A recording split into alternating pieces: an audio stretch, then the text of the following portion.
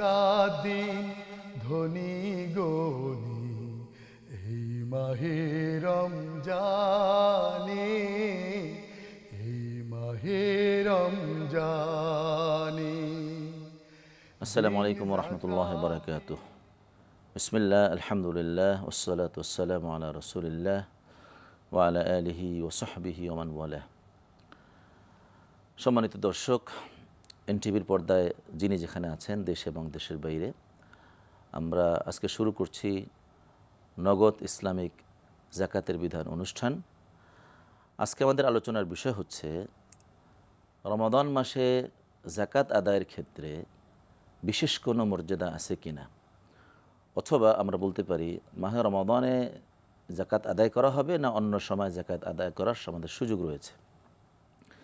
সম্মানিত দর্শক, আমরা দেখি বাংলাদেশ সহ সারা পৃথিবীতেই আমরা যারা যাকাত আদায় করি, আল্লাহ তাআলা যাদের উপরে যাকাত ফরজ করেছেন বা যাদের উপর যাকাত ফরজ হয়েছে, যাকাত আদায়ের ক্ষেত্রে সাধারণত আমরা একটা বিশেষ বিষয় লক্ষ্য করি।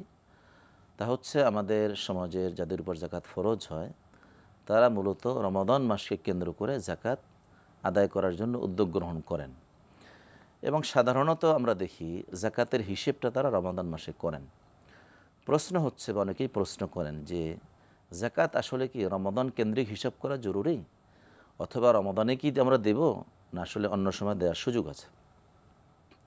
এক্ষেত্রে প্রথম যে কথাটা বলতে চাচ্ছি তা হচ্ছে আমাদের সমাজে একটা হাদিস প্রচলিত আছে বা হাদিস আমরা শুনতে পাই যে আল্লাহ রাসূল বলেছেন, কেউ যদি রমাদান মাসে একটি ফরজ আদায় করে তাহলে সে অন্য সময় যদি রমজান মাসে একটি ফরজ আদায় করা মানে হচ্ছে অন্য সময় 70টি ফরজ আদায় করলে যে পরিমাণ সওয়াব পাওয়া যায় সেই সওয়াব পাওয়া যায়।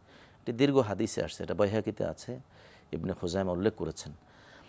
এই হাদিসটার ভিত্তিতেই মূলত অথবা রমজান মাসের এই মর্যাদাটা আমাদের সমাজে ব্যাপকভাবে প্রচলিত থাকার কারণে আমাদের অনেক ভাইয়েরা মনে করেন অন্য সময় আদায় করার চেয়ে মাহে রমাদানে যাকাত আদায় করলে আমাদের জন্য এই সওয়াবটা পাবো, সুতরাং হিসেব নিকাশ এখানেই হবে।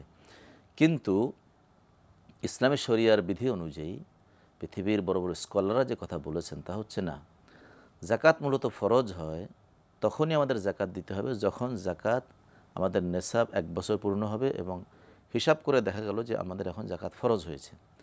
যেমন ধরুন, আমরা সাধারণত জুলাই মাসে বা জুনের এন্ডিং অফ দ্য জুন মাসের শেষ দিকে আমরা কী করি, যাকাতের হিসাব করি, আমাদের সম্পদের হিসাব করি।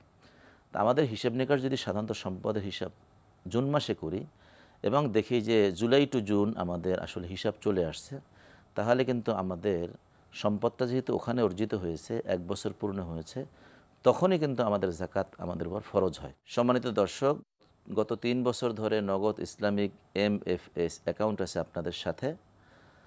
আপনারা চাইলেই মোবাইল লেনদেনের নানা রকম সুবিধা উপভোগ করতে পারবেন সুদবিহীন এই নগদ ইসলামিক MFS অ্যাকাউন্ট থেকে। সম্মানিত দর্শক, আমরা আলোচনা করছিলাম যাকাত আমরা কখন আদায় করব, রমাদান মাসে নাকি অন্য সময়। মূলত বক্তব্য হচ্ছে, যখন আমরা সম্পদের হিসাব করব এবং যখনই 1 বছর পূর্ণ হবে এবং যাকাত আদায় দেওয়ার জন্য যে পরিমাণ দরকার সেই পরিমাণ যদি হয়ে যায়, তখনই আমাদের উপরে যাকাত ফরজ হয়। সুতরাং মূলত আমাদের দায়িত্ব হচ্ছে তখনই যাকাত আদায় করা। কিন্তু আমরা যে কাজটি করতে পারি যে যাকাত আমরা অ্যাডভান্স দিতে পারি।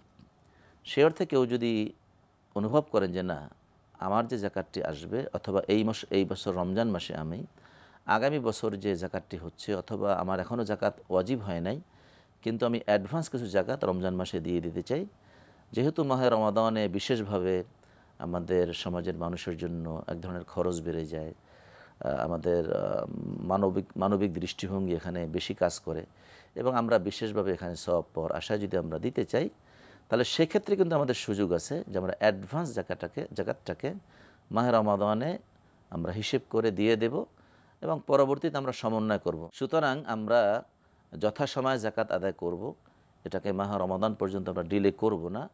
তবে যদি আমরা দেখি যে না, আমাদের যে যাকাত ওয়াজিব হয়েছে এটাকে আমরা অ্যাডভান্স না দিয়ে এখনই আমরা দিতে চাই, তাহলে ওই সময় আমাদের যাকাত আদায় করা জরুরি।